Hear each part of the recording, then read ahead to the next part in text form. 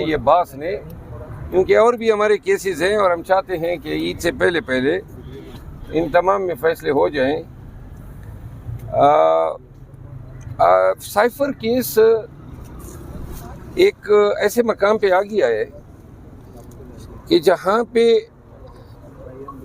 اس حکومت کا یہ فراڈ کھلنے والا ہے جو سائفر کے نام پہ پوری عوام پاکستان کے ساتھ کیا ہے۔ سائفر کیا تھا بار بار ہم بھی بتا چکے ہیں، آپ کو بھی علم ہے۔ سائفر ایک حکم نامہ تھا ڈونلڈ لو کی طرف سے کہ امریکہ یہ چاہتا ہے کہ خان کی حکومت کو فارغ کریں اور اگر نہ کیا تو نتائج بھگتنے کے لیے تیار ہو جاؤ۔ اس بات کو خان نے جا کے پریڈ گراؤنڈ کے جلسے میں آشکارا کیا اور کہا کہ یہ ہماری خود مختاری، سالمیت، ہماری قومی حمیت اور غیرت سے منافی ہے کہ ایک غیر ملکی طاقت جو ہے وہ ہمارے حکمرانوں کا فیصلہ کریں، جبکہ ہمارا آئین کہتا ہے کہ خود مختاری جو ہے وہ اللہ کی ذات کو ہے اور تابع مرضی عوام پاکستان ہے حکومت بنانا۔ تو لہٰذا وہ خان کا یہ بتایا جانا جرم ٹھہرا۔ کیا آپ میں سے کوئی پاکستانی یہ تصور کر سکتا ہے کہ ہندوستانی پرائم منسٹر کو کوئی اس طرح سائفر ملے اور پھر یہ کہا جائے کہ جی آپ نے عوام کو بتایا کیوں؟ عوام ہی تو مالک ہیں اس حکومت کے، اس ریاست کے، اور انہی کے ووٹ سے حکومت بنتی ہے۔ ان کو یہ حق بھی نہیں ہے، ان کو یہ جانکاری بھی نہ ہو کہ جو حکومت آپ کی گرائی جا رہی ہے یا گرائی گئی ہے وہ کس سازش کے نتیجے میں ہے۔ تو یہ سائفر کی مختصر ترین کہانی ہے۔ پھر سائفر کہتے ہیں گم ہوا۔ سائفر جو ہے وہ ایک اوریجنل دستاویز جو ہے کوڈڈ لینگویج میں ہوتا ہے اور وہ کوڈ بدلتے رہتے ہیں کوارٹرلی، سہمائی بنیادوں پہ، بعض اوقات مہینوں کی بنیادوں پہ، اور وہ لینگویج کی ٹرانسلیشن جو ہیں وہ وہی لوگ کر سکتے ہیں جو بھیجنے والے ایمبیسی اور وزارت خارجہ میں موجود ہوتے ہیں۔ یہ کوڈ جنریٹ ہوتے ہیں۔ تو وہ جب ٹرانسلیشن ہوا اور پرائم منسٹر کے پاس آیا، اس ٹرانسلیشن کو جان کے پتہ چل کے خان نے کابینہ کے ساتھ شیئر کیا۔ کابینہ نے اجازت دی کہ اس کو ڈی نوٹیفائی کریں، ڈی کلاسیفائی کریں۔ ڈی کلاسیفائی ہوا تو لہٰذا وہ ایک ایسا کیس ہے جس پہ ریاست کے پیسے بھی ضائع کیے گئے اور ہمارے خان نے مفت میں 8 ماہ کی جیل بھی بھگتی۔ اسی طرح آج القادر ٹرسٹ کیس لگا ہوا تھا جیل میں گیا تھا، خان صاحب سے ملاقات ہوئی۔ القادر ٹرسٹ کیس کیا ہے؟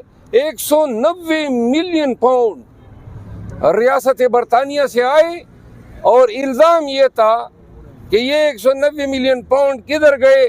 آج چیلنج میں کہہ رہے ہیں 190 ملین پاؤنڈ پاکستان کے خزانے میں جمع ہے۔ تو اینٹی کرپشن کا کیس تب چلتا ہے جب کوئی شخص اپنے عہدے کا ناجائز استعمال کرتے ہوئے ذاتی مفاد کے لیے کوئی فائدہ اٹھائے، کوئی مالی فائدہ اٹھائے۔ 190 ملین پاؤنڈ پاکستان کے خزانے میں، اور اس کے علاوہ جو زمین ہے اس پہ القادر یونیورسٹی، اور القادر یونیورسٹی ایک ٹرسٹ ہے، اسی طرح ٹرسٹ ہیں جس طرح شوکت خانم ہے، اسپتال لاہور ہیں، شوکت خانم کراچی ہیں، پشاور ہیں، جس طرح نمل یونیورسٹی ہے۔ غریبوں کے لیے دیہات میں یونیورسٹی بنائی گئی ہے، مفت تعلیم ہے۔ خان سزا بھگت رہا ہے، ٹرائل بھگت رہا ہے۔ پھر حکومت کی کامیابیاں دیکھیں۔ جیلی حکومت بنتے ہی انہوں نے جو سب سے پہلے تیر مارا وہ یہ تھا کہ افغانستان کے ساتھ اپنے تعلقات کا ستیہ ناش کیا۔ خان نے اس پہ تشویش کا اظہار کیا اور وہ کہا کہ وہ چاہتے ہیں کہ برادر اسلامی ممالک کے ساتھ کم از کم پاکستان کے تعلقات خوشگوار ہو۔ آپ سمجھتے ہیں جو موجودہ وزیر اعظم ہیں امریکہ کے سامنے بات کر سکتے ہیں، ڈٹ سکتے ہیں؟ میں تو یہ سمجھتا ہوں کہ موجودہ وزیر اعظم صاحب جو ہیں ان کے ڈٹنے کی بات نہیں ہے، ڈٹ جانے کی۔ جن کے پاس اختیار ہیں، جن کے پاس اقتدار ہیں اور جو بات صحیح معنوں میں کر سکتے ہیں، ان کے ڈٹ جانے کی بات۔ کن کے پاس ہے اقتدار؟ سر مربت صاحب، میرا خیال ہے پاکستان کو اسٹیبلشمنٹ ہی چلا رہا ہے۔ مربت صاحب آج آپ کو باضابطہ طور پہ خان صاحب نے جو ہے نا پبلک اکاؤنٹ کمیٹی کا چیئرمین منتخب کر دیا ہے اور منتخب نہیں کیا، نامزد کر دیا سر. اب یہ بتائیے گا کہ اب جو احتساب کا آپ کا وہ نعرہ ہے، اب آپ کتنا ٹف ٹائم دینے جا رہے ہیں پارلیمنٹ میں؟ دیکھیں ٹف ٹائم نہیں ہوتا ہے، یہ ایک خدمت ہوتی ہے، ذمہ داری ہوتی ہے. آپ نے آڈٹ کرنا ہے حکومت کے اخراجات کا تمام محکمے کو، تو جو اس منصب کے تحت ذمہ داریاں ہوں گی انشاءاللہ کوشش کروں گا کہ نمبردازماں ہو سکوں. لیکن یہ ہے کہ یہ ہماری سیٹیں بھی چھین رہے ہیں، آپ کو پتہ ہے. ان کو یہ بھی ایسا نہیں لگ رہا ہے کہ عمر ایوب خان کو اپوزیشن لیڈر مقرر کر رہی ہے، کیونکہ وہ ان کا بھی ایک چیمبر ہوتا ہے، دفتر ہوتا ہے، اور پبلک اکاؤنٹ کمیٹی کے چیئرمین کے پاس بھی دفتر ہے. تو وہ شاید ان کی نظریں بھی ان دفاتر پہ نظریں بھی ہیں. ہمیں زیادہ توقع ان سے نہیں ہے. کون سی پارٹی کو اپوزیشن کے اندر لے کے آئیں گے؟ کس کو اپوزیشن لیڈر بنائیں گے؟ میرا خیال ہے کہ نہیں، وہ اسی طرح کا وہ جو لاسٹ ٹائم تھا نا، اور پبلک اکاؤنٹ کمیٹی کے لیے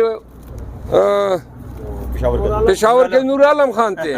تو نور عالم خان تو آج کل ویسے بھی ادھر ہماری سائڈ پہ پھر رہے ہیں، شاید کوئی ان کو امید دلائی گئی ہوگی. اور اپوزیشن کے لیے اگر کوئی اور نہیں تو اپنی تارڑ صاححب کو اپوزیشن لیڈر بنا دیں.